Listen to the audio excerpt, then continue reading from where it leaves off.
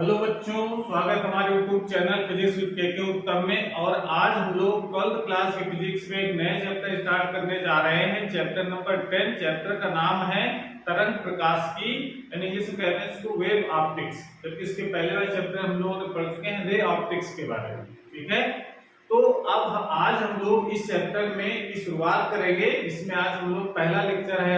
आज इस चैप्टर में हम लोग प्रकाश की प्रकृति के बारे में अध्ययन किया जाएगा। जैसा कि हम लोग अब जान चुके हैं कि प्रकाश में द्वैतीय प्रकृति होती है, ड्यूअल नेचर ऑफ लाइट है, जिसमें प्रकाश कणों के रूप में भी चलता है और प्रकाश तरंगों के रूप में भी चलता है। ठीक है ना। लेकिन सन 1675 ईस्वी में न्यूटन ने सबसे पहले एक अपना मत प्रस्तुत किया है जो कहलाता है न्यूटन का कणिका सिद्धांत। तो शुरू में ये माना गया था प्रकाश कणों के रूप में चलता है, ऐसा न्यूटन ने बताया। ठीक है ना। लेकिन बाद में ये थ्योरी भी गलत साबित हो गई। गलत साबित होने के क्या कारण थे ये भी हम लोग जानेंगे। उसके बाद एक नया कॉन्सेप्ट आया है कि तरंग प्रकाश जो है तरंगों के रूप में चलता है। और आभास जो नया जो एकदम कॉन्सेप्ट है कि प्रकाश एक विद्युत चुंबकीय तरंग के रूप में चलता है। ठीक है ना। इसका मतलब ये कह सकते हैं कि प्रकाश की जो द्वैतीय प्रकृति होती है उसका मतलब यही है कि प्रकाश कुछ घटनाओं में प्रकाश कणों के रूप में चलता हुआ माना जाता है और कुछ घटनाओं में प्रकाश तरंगों के रूप में चलता हुआ माना जाता है। ठीक है ना। और आगे चल करके ये दोनों घटनाएं एक साथ साबित होगी। जब भी कोई कण गति करता है तो वो तरंग रूप में उसका व्यवहार होता है। ये हम लोग आगे पढ़ेंगे द्रव्य तरंगों के बारे में जब। ठीक है ना। तो सबसे शुरुआत करते हैं हम लोग कि सबसे पहला जो मत था प्रकाश के बारे में, प्रकाश की प्रकृति के बारे में, वो सबसे पहले दिया था न्यूटन ने सन 1675 ईस्वी में। तो क्या उनके मत थे, क्या उन्होंने प्रकाश के बारे में परिकल्पनाएं की हैं, तो ये हम लोग पहले समझेंगे। तो सबसे पहले ये माना न्यूटन ने कि प्रकाश कणों के रूप में चलता है और जितने भी प्रकाश स्रोत हैं जहां से प्रकाश उत्सर्जित हो सकता है वो बहुत ही सूक्ष्म अदृश्य कण उत्सर्जित करते रहते हैं। यानी ये माना कि प्रकाश जो है कणों के रूप में ही चलता है। ठीक है ना। कणों से मिलकर के बना है कह सकते हैं। तो जितने प्रकाश स्रोत होते हैं वहां से असंख्य अदृश्य और अति सूक्ष्म कण उत्सर्जित होते रहते हैं। पहला कॉन्सेप्ट ये था और उन कणों का नाम दिया है कणिका कहते हैं। ठीक है ना। उन कणों को कणिका दिया जो प्रकाश स्रोत से लगातार उत्सर्जित होते रहते हैं। ठीक है ना। तो पहला कॉन्सेप्ट उनका यही है। अब इनको हमने लिख रखा है ताकि वीडियो चलाकर इसको लिखो तो काफी लंबा वीडियो हो जाता है, तो उसको समझना है केवल और आपको याद करना पड़ेगा जो न्यूटन ने अपने परिकल्पना में बताया है। तो सबसे पहला जो पॉइंट है परिकल्पना में यह है कि प्रत्येक प्रकाश स्रोत असंख्य यानी बहुत सारे सूक्ष्म अदृश्य कण उत्सर्जित करते हैं। इन कणों को कणिका कहते हैं। ये तो पहला कॉन्सेप्ट था। वो जो कणिका मतलब कण, नाम कणिका दिया है पर वो क्या है, कण है छोटे छोटे। लेकिन वो है कण कैसे, वो है ये कणिकाएं जो कण होते हैं। कणिका मतलब वो जो कण है जो उत्सर्जित हो रहे हैं प्रकाश स्रोत से वो कैसे हैं, प्रत्यास्थ हैं। ठीक है ना। प्रत्यास्थ मतलब होता है जब किसी से टकराते हैं तो बिल्कुल एकदम उतनी ही ऊर्जा से वापस लौटते, जितनी तेजी से टकराए उसी ऊर्जा से वो वापस लौटे। वो उच्च प्रत्यास्थ होते हैं और दृढ़ भी होते हैं, रिजिड भी होते हैं और इलास्टिक भी होते हैं। और वो उसमें मासलेस होते हैं, यानी उसमें कोई द्रव्यमान नहीं होता है। ऐसी परिकल्पना उन्होंने की है उस कणों के बारे में कि मासलेस है। भाई प्रकाश निकल रहा है, मतलब बल्ब से प्रकाश निकल रहा है, तो अगर मासलेस नहीं माना जाएगा तो वो तो कंकड़ जैसे लगेंगे। अब जो आप पास बैठा होगा तो इस वजह से मान लिया कि प्रकाश के जो कण हैं वो कैसे हैं, मासलेस है, उनका कोई द्रव्यमान नहीं है। और दूसरी ये कणिकाएं, अगला जो परिकल्पना की, ये कणिकाएं सीधी रेखा में चलती हैं। तो आप मासलेस होने के कारण अब ये कॉन्सेप्ट उन्होंने साथ में जोड़ दिया कि सीधी रेखा में चलती है। अगर प्रकाश सीधी रेखा में चलता है तो इसका मतलब मान लीजिए हमारे पास एक प्रकाश स्रोत है, यहां से प्रकाश निकल रहा है, यानी यहां से कण निकल रहे हैं। आप समझो ये सब कण निकल रहे हैं इस तरीके से, प्रकाश स्रोत से ये कण निकले ये ऐसे। अगर इनका द्रव्यमान अगर कुछ होता तो पृथ्वी के गुरुत्वाकर्षण वाला कुछ आकर्षित कर लिए जाते। तो मान लेते तो क्या होता कि ये प्रकाश सीधी रेखा में चलकर क्या चलता, धीरे धीरे आकर्षण का ये धीरे धीरे बेंड होते जाते ऐसे, और उसका कर्व के रूप में चलते, वो सीधी रेखा में चलते।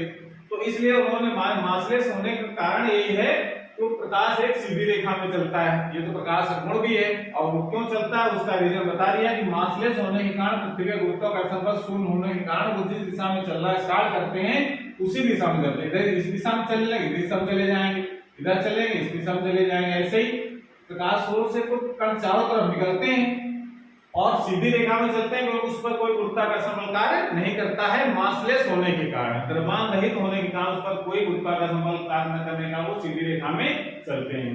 ठीक है। और अगला इसमें जो कॉन्सेप्ट उन्होंने लिया है कि इन कणिकाओं में गतिज ऊर्जा होती है। तो प्रकाश एक प्रकार की ऊर्जा है, ये माना हम लोगों ने, ठीक है ना। और ये माना जाता है परिभाषा प्रकाश के लिए जाते प्रकाश एक प्रकार की ऊर्जा है जिसके द्वारा वस्तुओं को देख सकते हैं। तो ऊर्जा किस फॉर्म में रहती है? गतिज ऊर्जा के फॉर्म में, ठीक है ना। जो प्रकाश ऊर्जा होती है किस फॉर्म में रहती है? गतिज ऊर्जा के फॉर्म में रहती है। जो कण निकल रहे हैं उनकी एक ऊर्जा है और ऊर्जा किसके रूप में रहती है? गतिज ऊर्जा के रूप में रहती है। तो इन कणिकाओं में गतिज ऊर्जा भी होती है माना उन्होंने। और उन्होंने कहा कि जो विभिन्न रंग हैं, जो हम लोगों ने विभिन्न रंग कौन से पढ़े हैं तो दृश्य प्रकाश में विद्युत,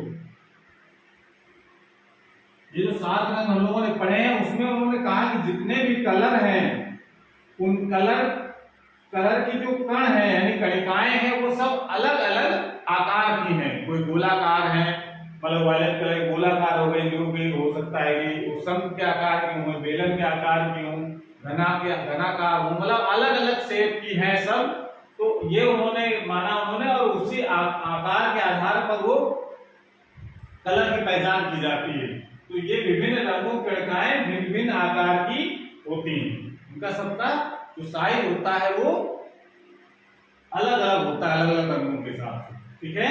तो ये इसकी परिकल्पना है। और इसकी जो अगली परिकल्पना की गई कि जब ये कणिकाएं आंख की रेटिना पर गिरती है तो वस्तुएं दिखाई देती है। तो जब भी वस्तुएं दिखाई देंगी तो दिखाई देने का मतलब क्या है? प्रकाश स्रोत तो जहां कहीं होगा वहां से कण निकल करके किसी वस्तु में टकराएंगे, ये कोई वस्तु है, और फिर हमारी ये आंख की रेटिना पर पहुंचते हैं तब हमको वस्तुएं दिखाई पड़ती हैं। तो ये जो कण जो निकल रहे हैं वो जब किसी वस्तु से टकरा करके हमारी आंख की रेटिना पर पहुंचते हैं तभी वस्तुएं दिखाई देती हैं। तो ये उन्होंने कहा ये जो कणिकाएं होती हैं रेटिना में गिरती है तो वस्तुएं हमको दिखाई देने लगती हैं। और अगला जो कॉन्सेप्ट था कि उन्होंने कहा कि प्रकाश की जो चाल होती है वो निर्वात में तो बहुत ज्यादा होती है, ये हम लोग पता है। निर्वात प्रकाश की चाल 3 मीटर पर सेकंड होती है, लेकिन निर्वात के अलावा अगर कोई माध्यम है, जल है, कांच है, ठीक है ना, तो प्रकाश की चाल फिर बदल जाएगी। तो इसका मतलब अलग अलग माध्यम होगा तो जल में अलग चाल होगी, कांच में अलग होगी, वायु में अलग होगी, ठीक है ना। तो इस तरीके से उन्होंने कहा कि अलग अलग माध्यमों में अलग अलग चाल होती है। तो ये आप देख सकते हैं कि कणिकाओं की चाल भिन्न भिन्न माध्यमों में भिन्न भिन्न होती है। लेकिन जो उनका एक जो कॉन्सेप्ट था वो उसी ने पूरे सिस्टम को गड़बड़ कर दिया, उनकी परिकल्पना को। और वो था उन्होंने इस कॉन्सेप्ट के आधार पर उन्होंने बताया कि जो प्रकाश की जो चाल होती है विरल माध्यम में कम होती है, जबकि हम लोग जानते हैं कि विरल माध्यम प्रकाश सबसे ज्यादा तेज चलता है, ठीक है ना, सघन माध्यम के अपेक्षा, और सघन माध्यम प्रकाश अधिक होती है। ये जो सिद्धांत ये था, इसी से इसकी कहानी बिगड़ जाती है। और ये न्यूटन का सिद्धांत ये कहता है कि विरल माध्यम प्रकाश की चाल कम तथा सघन माध्यम में अधिक होती है, जबकि प्रायोगिक तथ्य के आधार पर ये साबित नहीं हुआ कि सघन माध्यम प्रकाश की चाल अधिक होती है, ठीक है ना। तो ये तो परिकल्पनाएं जो उन्होंने जो अपने सिद्धांत उन्होंने की है, ठीक है ना। तो अब इस परिकल्पनाओं को लेकर के उन्होंने कुछ घटनाओं की व्याख्या भी की जो प्रकाश से संबंधित घटनाएं हैं। जैसे प्रकाश सीधी रेखा में चलता है, तो सीधी रेखा में चलने में के लिए उन्होंने मान ही रखा है कि प्रकाश के कण कैसे हैं, ये मासलेस है। तो मासलेस होने के कारण प्रकाश सीधी रेखा में चलेगा क्योंकि उस पर गुरुत्वाकर्षण बल शून्य होगा, ठीक है, इसका सीधी रेखा में चलता है। दूसरा, प्रकाश में ऊर्जा होती है। तो ऊर्जा उन्होंने कहा कि जो कण निकलते हैं उनमें सब में गतिज ऊर्जा होती है, उस गतिज ऊर्जा के कारण प्रकाश में ऊर्जा होती है। तो ये प्रकाश में ऊर्जा। दूसरा, उन्होंने प्रकाश के परावर्तन और अपवर्तन के नियमों की व्याख्या की। तो प्रकाश के परावर्तन के नियमों की व्याख्या उन्होंने की है, सुनो कर लीजिए, पहले उसके बाद थोड़ा समझाएंगे कि क्या उन्होंने व्याख्या की प्रकाश के परावर्तन और अपवर्तन की। नोट कर लीजिए इसको।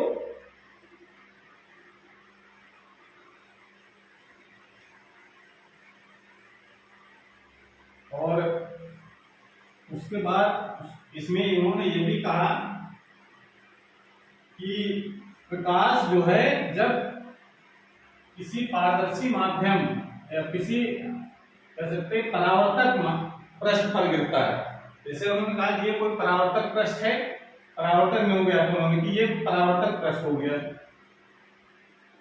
तो उन्होंने कहा कि जो कणिकाएं जो आ रही हैं जब उसके पास में आती हैं तो ये पृष्ठ क्या करता है, उसको प्रतिकर्षित करने लगता है। इधर आ रहे प्रकाश, ये कण है छोटे छोटे, प्रकाश कणों के रूप में माना उन्होंने कहा ये जब कण जो आते हैं ये जब भी पृष्ठ पर पहुंचते हैं तो इनके इस पर लगने लगता है प्रतिकर्षण बल और ये वापस लौट जाती है। तो ये इस तरीके से व्याख्या करते हैं उन्होंने कि प्रकाश आया और उधर लौट गया। तो ये तो परावर्तन की व्याख्या उन्होंने कर दी इस आधार पर, ठीक है ना। पहले ये जब पृष्ठ पहुंचता है तो उस कणों को ये जो पृष्ठ होता है चिकना पृष्ठ ये उसको प्रतिकर्षित करता है, ठीक है ना। या दूसरी उन्होंने ये भी कहा कि ये जो कण होते हैं कैसे होते हैं, पूर्ण प्रत्यास्थ होते हैं कि जितनी जोर से टकराएंगे उतनी जोर से ये बाहर वापस भी लौटते हैं बाहर की तरफ। तो ये इस तरीके से उन्होंने व्याख्या की और ये तो परावर्तन की व्याख्या हो गई, उन्होंने कर दी इस प्रकार से। परावर्तन व्याख्या उन्होंने की कि कण ऐसे टकराए, लेकिन जो अपवर्तन की व्याख्या करने की जब बात आई तो उन्होंने दो जो कॉन्सेप्ट माने हैं कि जैसे मान लेते ये हमारे पास है विरल माध्यम, इधर ये हमने मान लिया विरल माध्यम है और इधर मान लिया सघन माध्यम है। दो चीजें इसमें ली हैं और दूसरा उन्होंने किया मान लेते हैं इधर तरफ सघन माध्यम है और इधर विरल माध्यम है। तो दोनों में अलग अलग परिकल्पनाएं उन्होंने की। उन्होंने कहा कि जब प्रकाश किरण विरल से सघन माध्यम में जाएगा, यानी जब प्रकाश की जो कणिकाएं होती हैं वो विरल से सघन माध्यम में जाती हैं तो मान लेते जैसे ये कण है ये आ रहे हैं और जब ये पृष्ठ पर पहुंचते हैं ऐसे तो ये जैसे नजदीक पहुंचेगा ये जितने भी सघन माध्यम है हमारे यहाँ जल भरा हुआ है, ठीक है ना, उधर वायु है, तो ये जो कण होते हैं इसको बहुत तेजी से इसको आकर्षित करेंगे इस तरफ को जितने भी कण होते हैं सब उस कण को अपनी अंदर तरफ आकर्षित करते हैं। तो आकर्षित करने के कारण ये सीधा न जा करके ऐसे वो थोड़ा सा अविलंब की तरफ मुड़ जाता है, यानी मुड़ जाता है प्रकाश जब एक माध्यम दूसरे माध्यम में जाता है तो अपने मार्ग से मुड़ जाता है और अविलंब तरफ झुक जाता है। तो क्यों झुक जाता है, उन्होंने कहा कि जब कोई प्रकाश विरल माध्यम सघन माध्यम में जाता है तो सघन माध्यम के जो कण होते हैं उसको बहुत तेजी से अपनी ओर आकर्षित करते हैं। इस मान लेते ये कोई कण है यहाँ पर और इस पर इस तरफ बल लगाओ, इधर लगाओ, इधर लगाओ, इधर लगाओ, ऐसे करके बल लगाओ यहाँ पर, तो क्या होगा इसका जो परिणामी होगा वो तो नीचे तरफ रहेगा। तो यहाँ पर जब कण पहुंचेगा तो उसको नीचे तरफ घसीटेगा, लेकिन चलने का रास्ता तो इस तरफ आ रहा था, वो घसीटेगा तो थोड़ा सा अभिलंब तरफ झुक जाएगा। तो ये परिकल्पना थी कि विरल सघन माध्यम में जाने पर ये जो माध्यम के जो कण होते हैं सघन माध्यम के जो कण होते हैं उसको अपनी तरफ आकर्षित करते हैं बहुत तेजी से, इसका से अभिलंब तरफ झुक जाती है। लेकिन यहाँ जो विरल माध्यम वाले जो कण होते हैं मान लो वायु भरी है यहाँ, तब क्या होगा, उन्होंने कहा कि तब होता क्या है कि ये जैसे वो ये कण आ रहे हैं जब ये कणों से मिलकर के बना हुआ प्रकाश, तो जब कण यहाँ पर पहुंचता है तो उस कणों पर प्रतिकर्षण बल लगता है और प्रतिकर्षण बल लगने के कारण ये अविलंब से दूर हट जाता है। ये जो कण होते हैं ये जो वायु के जो कण हैं इसको प्रतिकर्षित करते हैं और प्रतिकर्षित करने के कारण ये अविलंब से दूर हट जाता है। तो इस तरीके से उन्होंने अपनी परावर्तन और अपवर्तन की व्याख्या कर दी। लेकिन ये जो आकर्षण प्रतिकर्षण के बाद जो कही कि यहाँ सघन विरल सघन माध्यम में जाएगा तो आकर्षण बल लगेगा और सघन से विरल में जा प्रतिकर्षण बल लगेगा, जब परावर्तन होगा तो प्रतिकर्षण बल लगेगा। तो कब प्रतिकर्षण है कब अपकर्षण है इसका कोई सैद्धांतिक उन्होंने आधार नहीं बताया कि ऐसा क्यों हो गया, कब जब बनाया तब प्रतिकर्षण बता दिया, जब बनाया आकर्षण बता दिया, ठीक है ना। तो इसका कोई सैद्धांतिक तथ्य नहीं था कि ऐसा क्यों हो गया, ठीक है ना। व्याख्या तो की लेकिन उनकी जो परिकल्पनाएं थी वो सही नहीं है, विपरीत परिकल्पना उन्होंने की है। तो इस तरीके से ये तो कुछ घटनाओं उन्होंने व्याख्या की भी है और वो भी ये जो व्याख्या की वो भी सटीक नहीं थी क्योंकि परिकल्पनाएं उनकी सही नहीं रही किसी तथ्य के आधार पर, ठीक है ना। तो इस तरीके से तो व्याख्या कर दी, लेकिन उसके फेल होने के क्या कारण थे, इसको अमान्य क्यों कर दिया गया, इसका भी आपको कारण लिखना है। तो हेडिंग आप लगाएंगे तो एग्जाम में पूछा जा सकता है। हालांकि ये न्यूटन का सिद्धांत ये पूरी तरीके से फेल हो गया है और ये एग्जाम के दृष्टि से महत्वपूर्ण नहीं है, लेकिन चैप्टर में है ये। तो जो कि बेस यही शुरू हुआ है प्रकाश की प्रकृति के बारे में, इसलिए इसको जानना बहुत जरूरी है, तो चैप्टर अधूरा न रह जाए। इस कारण से इसका बेस जो है कि प्रकृति कैसी है प्रकाश की, ये शुरुआत हुई थी प्रकाश की कणिका सिद्धांत से। बाद में तो अब प्रकाश का कणिका सिद्धांत जब फेल हो गया तो हाइगेंस का तरंग सिद्धांत आया, फिर ब्रोगली का आया तरंग सिद्धांत, इस तरीके से। और बाद में मैक्सवेल ने प्रकाश को बता दिया कि प्रकाश विद्युत चुंबकीय तरंगों के रूप में चलता है, ठीक है ना। तो ये सब नए नए खोजें होती रही और निष्कर्ष लास्ट में निकला कि प्रकाश विद्युत चुंबकीय तरंगों के रूप में चलता है। तो ये तो व्याख्या करने की बात थी। अब बात आती है कि इसकी असफलता के क्या कारण थे। तो हेडिंग लगाएंगे न्यूटन के कणिका सिद्धांत के असफलता के कारण, ये आप हेडिंग लगाइए।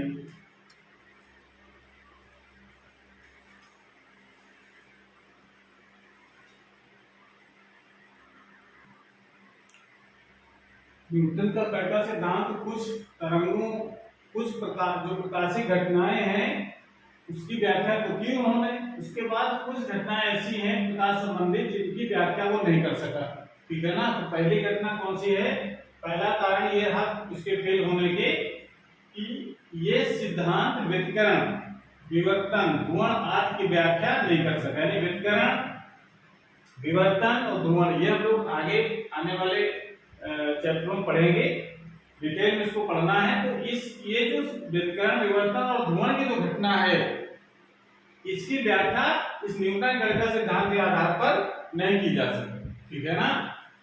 ये तो कारण ये रहा फेल होने का, ठीक है ना। जबकि हमने बताया कि इस सिद्धांत के अनुसार प्रकाश की कुछ घटनाएं परावर्तन और अपवर्तन और सीधी रेखा में चलना, प्रकाश में ऊर्जा होती है, सब की व्याख्या तो की है।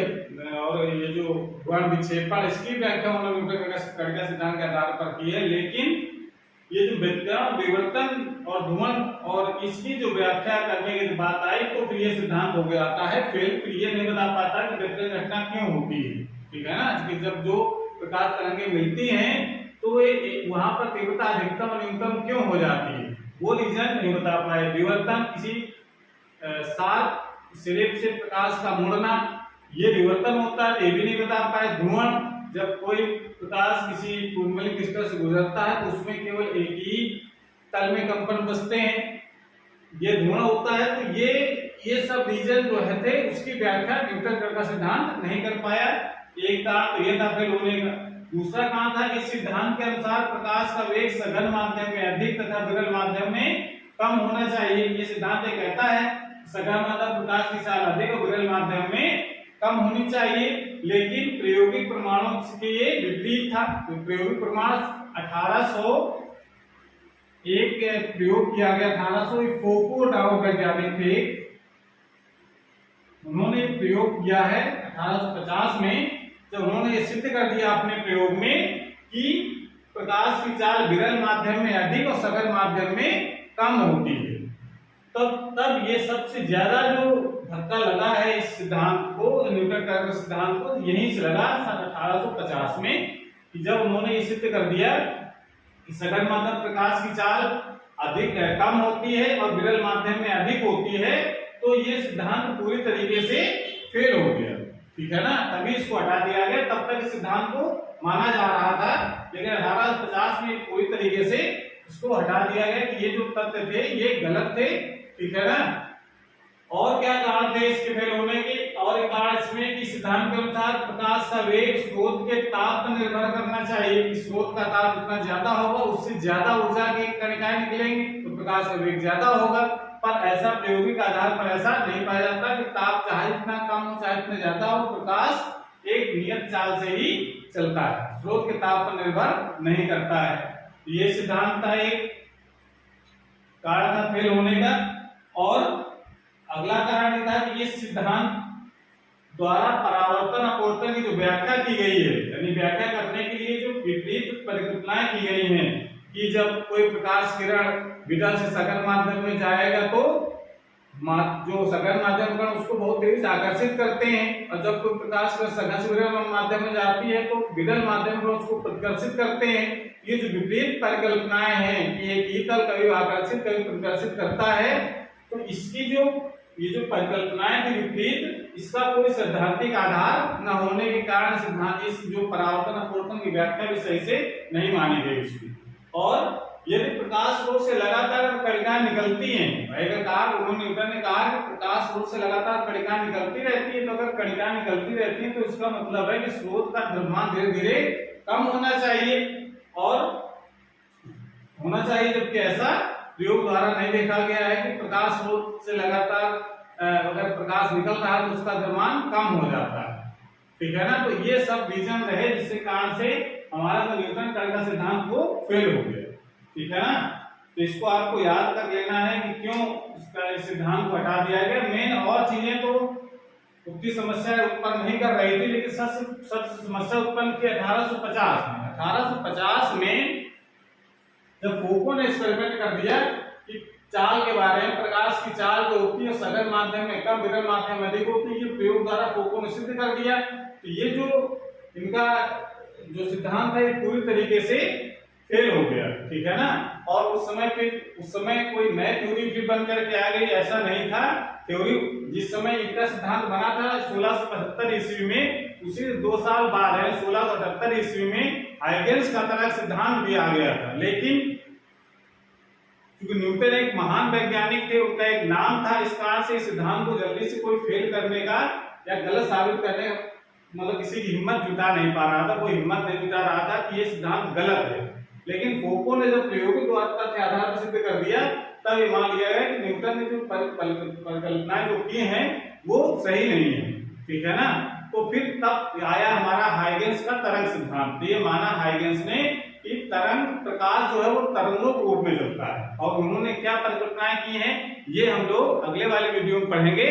तो आज हम लोग इतना ही रखते हैं, न्यूटन कण का सिद्धांत क्या है और उसके फेल होने के क्या कारण थे, इसको आपको तैयार कर लेना है। थ्योरेटिकल टॉपिक है ये, बोर्ड की एग्जाम दृष्टि से बहुत महत्वपूर्ण नहीं है, क्योंकि सिद्धांत ये फेल हो गया इस कारण से। लेकिन इसको तैयार इसलिए तैयार भी करना, पढ़ना भी जरूरी इसलिए है कि आधार हमारा प्रकाश की प्रकृति के बारे में यहीं से शुरू होता है।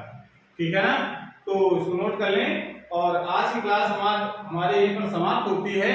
अगर ये वीडियो अच्छा लगा हो तो इसको लाइक करें, अपने दोस्तों को शेयर करें, और चैनल अगर पहली बार देख रहे हैं तो चैनल को सब्सक्राइब करें, जिससे नए जो वीडियो अपलोड हो उसकी नोटिफिकेशन आपके पास सबसे पहले पहुंच जाए। पढ़ाई करते रहिए। Thank you.